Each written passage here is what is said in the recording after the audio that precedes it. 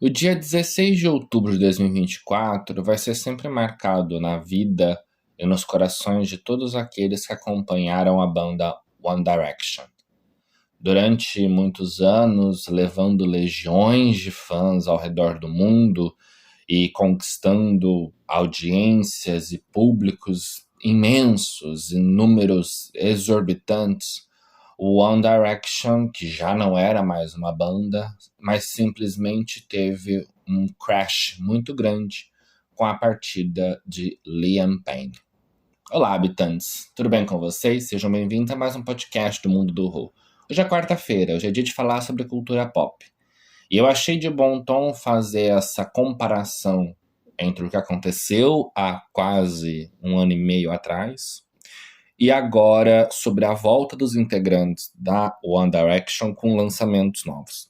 Eles não voltaram, não existe um anúncio de volta da boy band, mas aconteceu algo muito curioso e que é isso que a gente vai tratar aqui no podcast de hoje. Desde quando Liam faleceu em 2024, os integrantes da boy band não falaram muito abertamente sobre a morte ou sobre o luto, sobre o que estava acontecendo.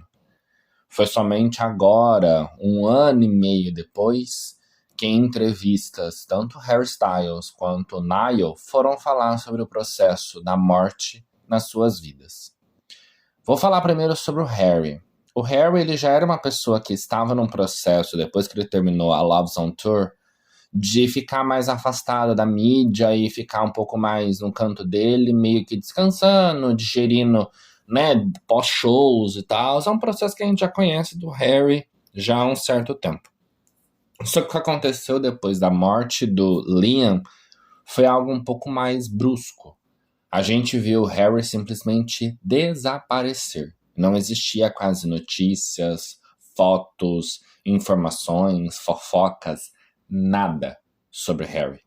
A gente começou a ver o ano passado uma coisa ou outra dele, mais pro fim do ano e tal, quando a gente tinha notícias de que o Harry talvez iria voltar em 2026. E de fato, o Harry estava dando algumas aparições muito raras, mas algo muito sutil sobre que, olha, eu tô vivo apesar de tudo, mas nós vamos precisar falar sobre isso depois. E aí, em entrevista que ele fez para Apple Music para falar sobre o álbum Kiss All the Time Disco Occasionally, ele fala sobre quando a gente perde alguém que a gente é muito próximo e alguém que a gente, né, tem uma relação muito intensa e muito profunda, a gente entende que a vida é muito curta.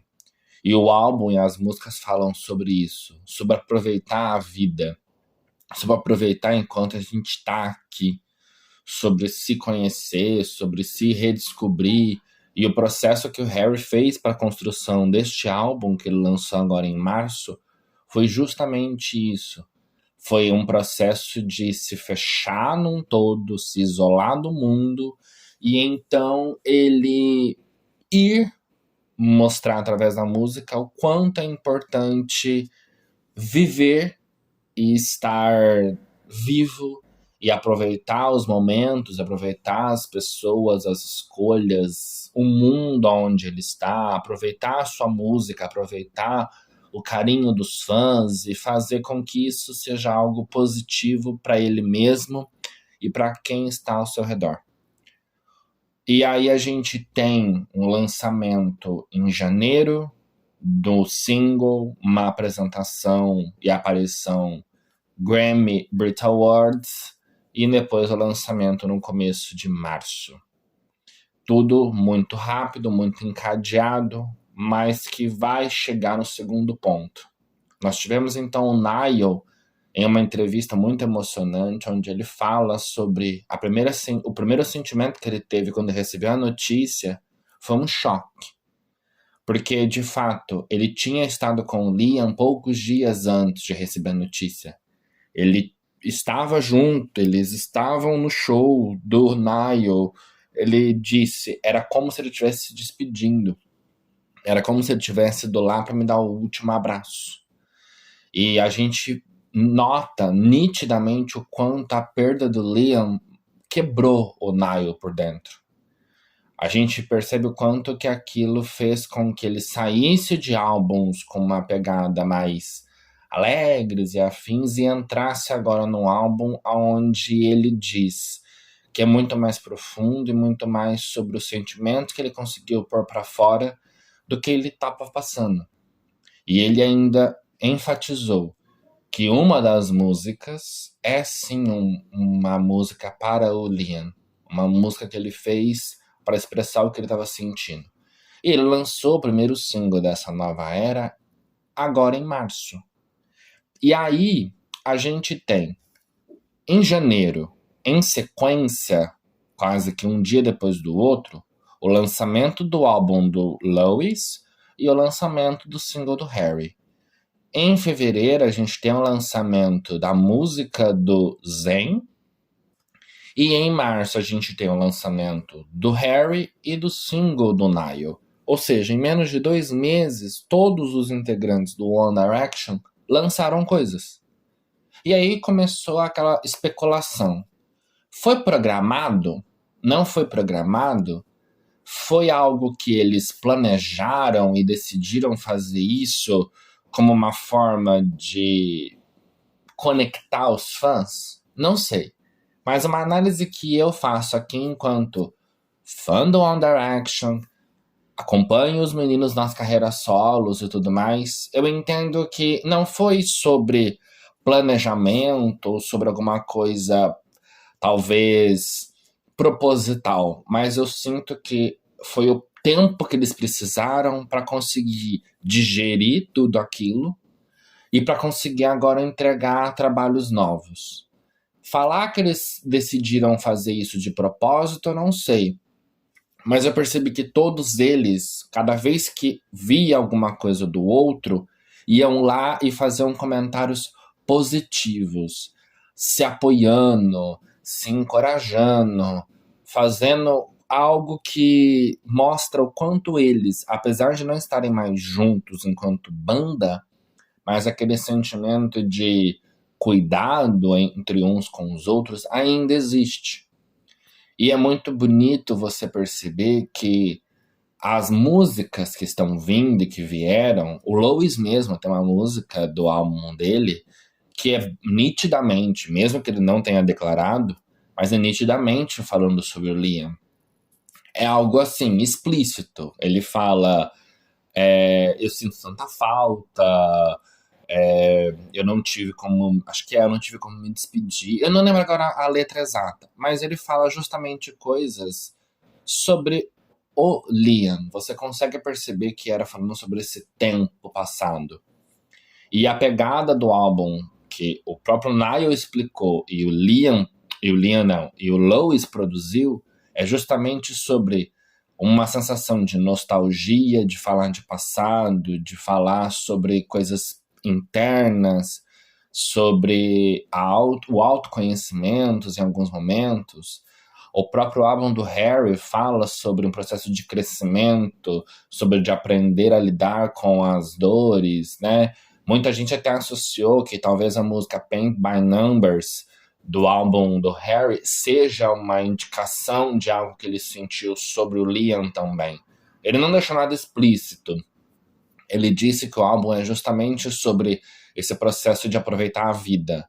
Mas os fãs começaram a fazer ligações sobre o quanto isso tudo meio que aconteceu ao mesmo tempo, o quanto que eles estarem todos conectados e produzindo coisas, e saindo em turnês, e fazendo shows, e fazendo entrevistas, e só agora todos eles meio que se posicionando sobre tudo aquilo, mostra o quanto que não é uma conversa que eles teriam entre eles de falar sobre a dor, mas talvez através das músicas, dos shows, das entrevistas, um conseguisse sentir o que o outro está sentindo.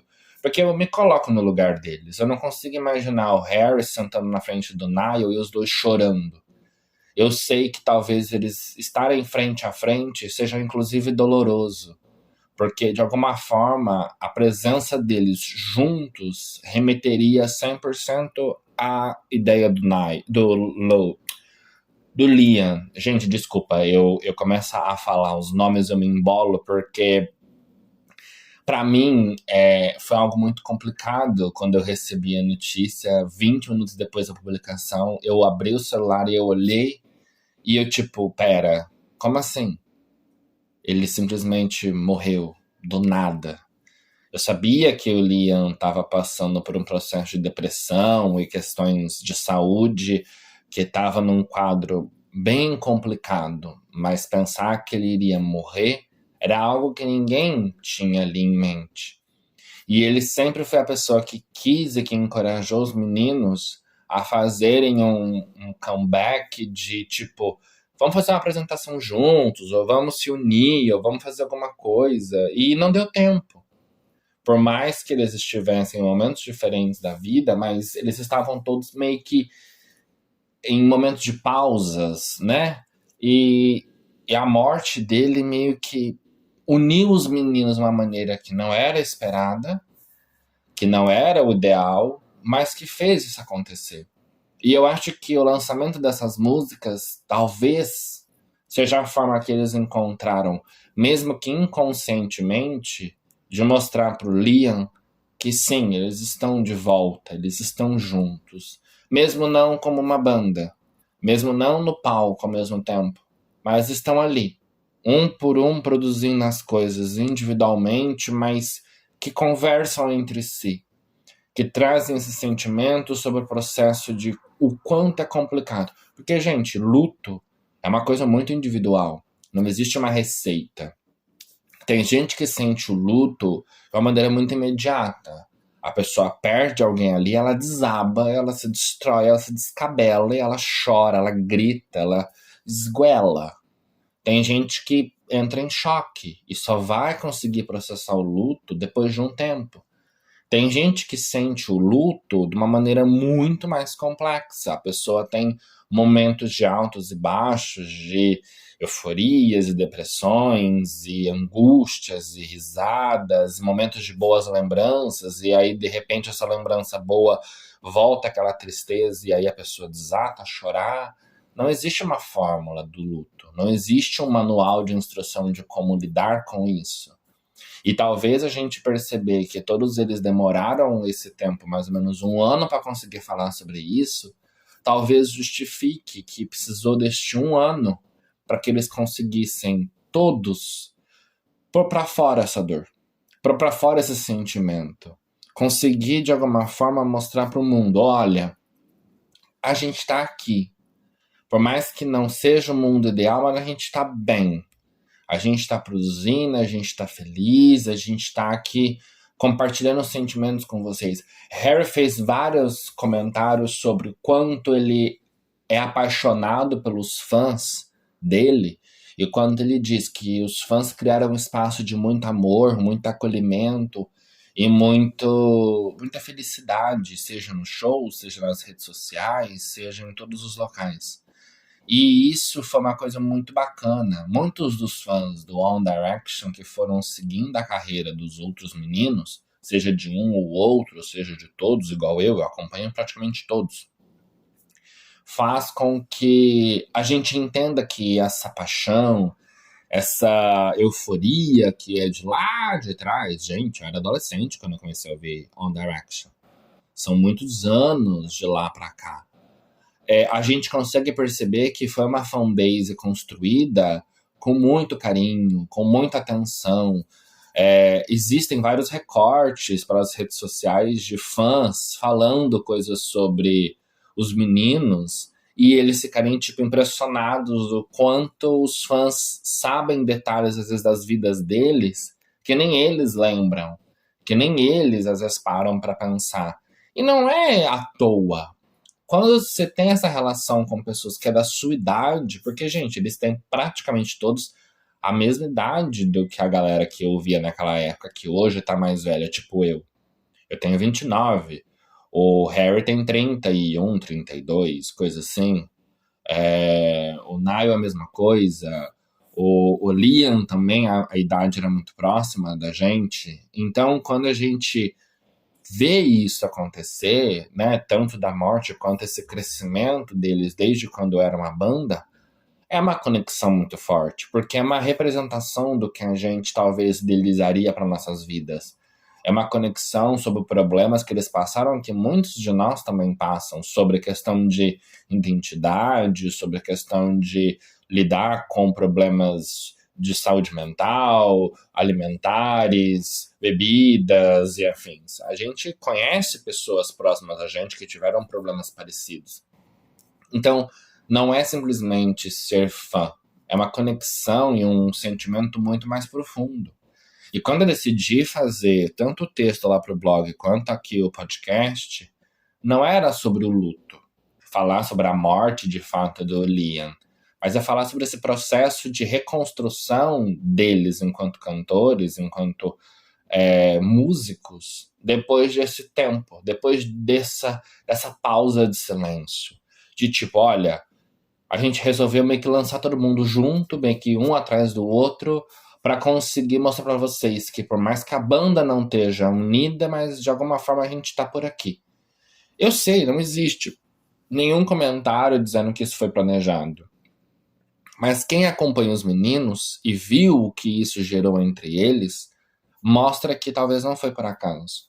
Talvez eles tiveram esse pensamento meio que com as produtoras e talvez existiu alguma conversa nos bastidores que eles talvez não vão dizer, mas sobre estarem, né, conectados através das músicas, através dos shows, através das letras, sobre o que cada um lidou com as perdas disso.